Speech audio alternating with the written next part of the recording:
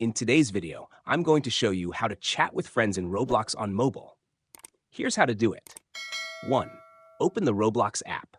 2. Click on the chat icon at the bottom right. 3. Then click on the pencil icon at the top right corner.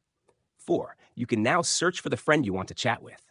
5. Once you've selected the person, click on Chat at the top right corner. 6. It will open the chat window with that person. Keep in mind, some friends may have turned off the chat feature, so you won't be able to chat with them. You can now start chatting, and they can reply to you.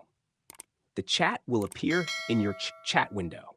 If you found this video helpful, smash the like button and subscribe.